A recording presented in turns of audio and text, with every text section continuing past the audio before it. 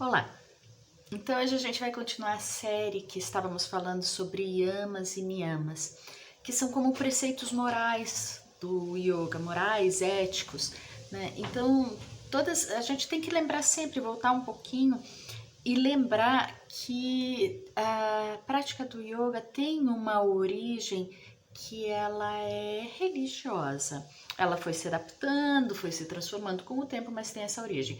No entanto, os yamas e niyamas, esses preceitos éticos, eles vão servir de qualquer forma, para qualquer período, e elas embasam a prática do yoga, porque se você não tiver uma prática, se você não tiver uma consciência do que tem à sua volta, né? Se você não tiver essa preocupação de não prejudicar os outros e etc., a tua própria consciência de si mesmo, né, vai ser prejudicada. Então a consciência vai além da gente, não é só eu fechado no meu mundo, mas é o que eu expando para fora, para os outros e a forma como eu manifesto isso. Então, a gente está nos yamas, né? São os 5 primeiros preceitos, que são preceitos, como fala o Pedro Kupfer, que é do link que eu consultei para fazer essa base, né? Que eu estou colocando ali nas referências, né? Então, os primeiros, né? Esses 5 primeiros, eles são 5 proscrições, coisas que você deve evitar fazer. Então, o primeiro, que a gente já viu, o da não violência. E o segundo, que é o Satya, é de falar sempre a verdade. Se vocês começarem a perceber, né, tipo, pode alguém questionar, mas eu sou religiosa, eu sou cristão, eu sou não sei o que, isso daí tem a ver com outras religiões, então eu prefiro nem ficar sabendo, eu só fico na prática corporal e eu não quero misturar essas coisas aí de Deus, essas coisas junto. Então, como eu falei, essas práticas são normas éticas, elas, tanto no cristianismo quanto em qualquer religião, elas existem para ter uma boa convivência entre as pessoas, é independente da religião, e por isso que a gente fala delas também na prática de yoga, porque é independente da religião. Você não cometer atos de violência, você não mentir, são regras de bem viver em sociedade, em comunidade, e por isso que elas são importantes. Então a gente está aqui com o Satya, que é a regra de não mentir, né, de falar a verdade, essa é a prescrição. E se, né, tipo, o Pedro, ele recomenda assim, escolha um, você talvez não consiga cumprir com todos os yamas e niyamas, mas escolha um e tente seguir aquele, e ele escolhe a não violência. Por quê? Porque na verdade a não violência ela acaba resumindo outras coisas. Quando você falta com a verdade, você está prejudicando outra pessoa ou você mesmo, porque às vezes você falta com a verdade para você mesmo. E isso daí é um ato de violência. Então você mentir é um ato de violência. Dizem os estudiosos que a verdade não machuca, que a verdade ela não deve fazer mal, né? Porém, a gente vive numa sociedade que normalmente prefere uma mentira bonitinha do que uma verdade crua. Então, às vezes é difícil lidar com isso, dizer a verdade não faz mal, a verdade não machuca.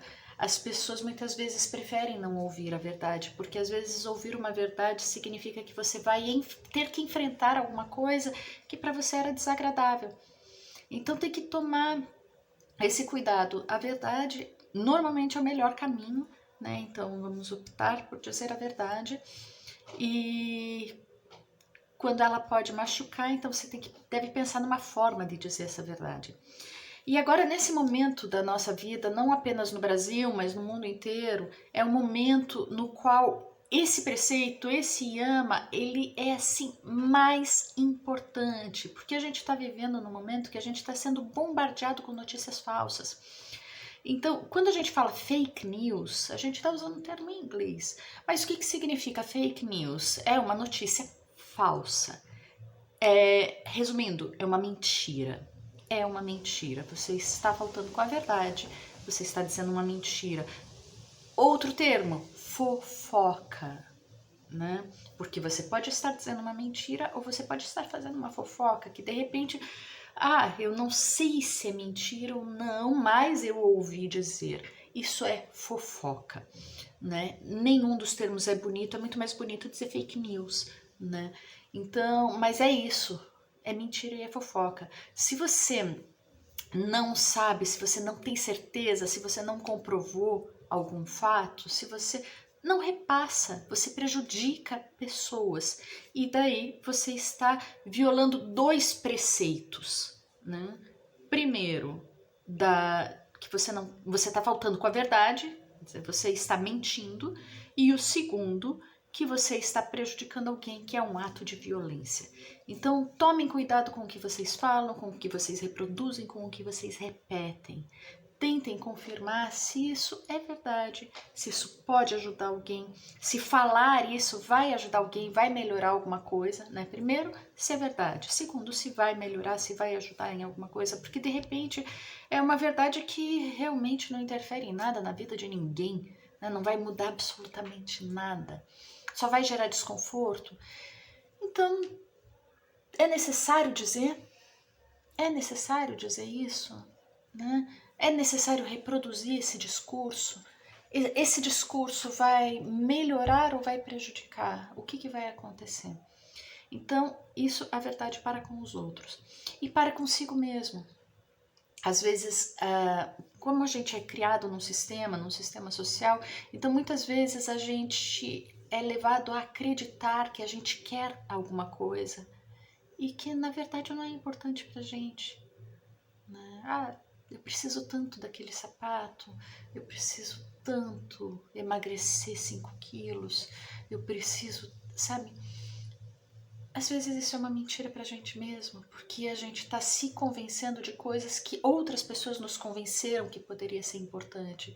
Então, e é aí que entra a prática do yoga, né? Para você reconhecer aquilo que é importante para você, né? E até que ponto você não tá mentindo para você mesmo. Às vezes quando a gente dá aula para criança, principalmente para criança, mas adulto também tem isso. Você dá alguma recomendação, você faz alguma pergunta e eles tentam burlar, né? Tipo, fazer diferente do que a gente falou, ou tentam simplesmente inventam, criam uma história fictícia em torno. E eu costumo dizer assim, olha, isso aqui não é um teste, né? Eu não vou lá comprovar se o que você está dizendo é verdade ou não. E não é a mim que vocês estão enganando, é a vocês mesmos. Então, isso acontece com bastante frequência e acontece também na vida adulta. Às vezes a gente conta uma história, a gente fantasia, a gente não está enganando o outro mais do que a nós mesmos. Então vamos tomar cuidado. E às vezes a gente fantasia para nós mesmos, né? Eu quero muito fazer tal coisa, então eu me submeto a algumas coisas que são demais, né? O que é normal na prática de atividades físicas, por exemplo, a pessoa já está saturada, o corpo está pedindo para descansar e a pessoa insiste, não, só mais um pouquinho para eu cumprir a meta.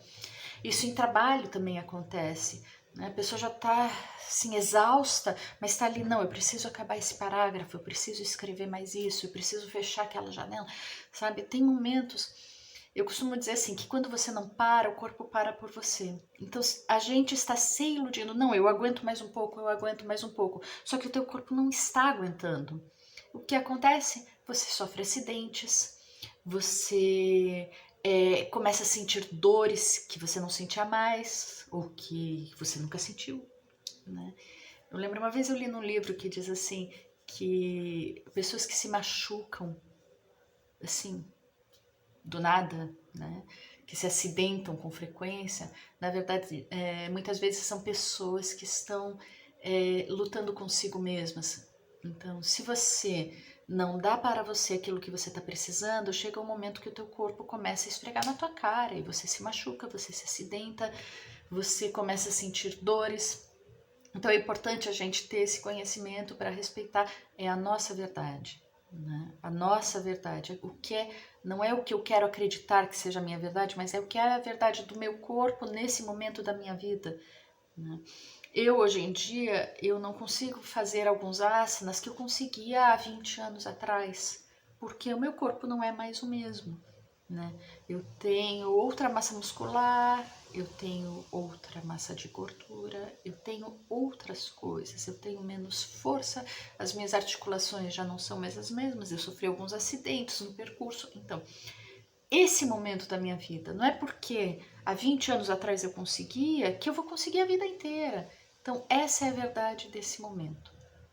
É nisso que eu quero que vocês pensem, né? O que é a sua verdade? O que é a verdade dos outros? E evitar, né? Tentar viver com verdade, evitar de transmitir e de reproduzir coisas que não sejam verdadeiras, seja em relação a vocês, seja em relação aos outros. E só para terminar aquele gancho do paralelo que eu falei com as religiões, que, como eu disse no início, são preceitos morais, são preceitos de boa convivência, não tem a ver com esse Deus ou com aquele Deus, é de convivência em sociedade. Por acaso foram propagados pela religião, aliás, não por acaso, tinha uma boa razão para isso, assim como são propagados pelo yoga e por várias outras filosofias.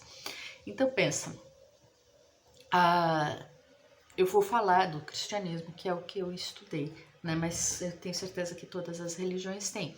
O primeiro mandamento das leis de Deus no cristianismo é não matarás. E não matarás lá 5.000 anos, né? Há mais de 5.000 anos no yoga tinha o yama da não violência, né? Não cometer atos de violência. Matar é o quê? Né? Outro mandamento, não cometerás falso testemunho. Traduzindo, não mentir, dizer a verdade, o que o Yama está dizendo. Então, assim, as coisas estão interligadas, é independente. São normas de boa convivência para com os outros e para consigo mesmo. E como eu expliquei no outro vídeo, como eu expliquei nesse vídeo, é importante perceber de que forma que isso afeta o teu corpo na tua prática, né? De que forma a minha prática está sendo sensível, eu estou percebendo o que é bom para mim, eu não estou me agredindo, eu não estou mentindo, eu estou respeitando os meus limites. Tudo isso pode ser aplicado na sua prática. Então, o Yama de hoje é esse, né, da verdade. Vamos tentar usar a verdade na nossa vida e continuamos logo mais. Muito obrigada. Namastê.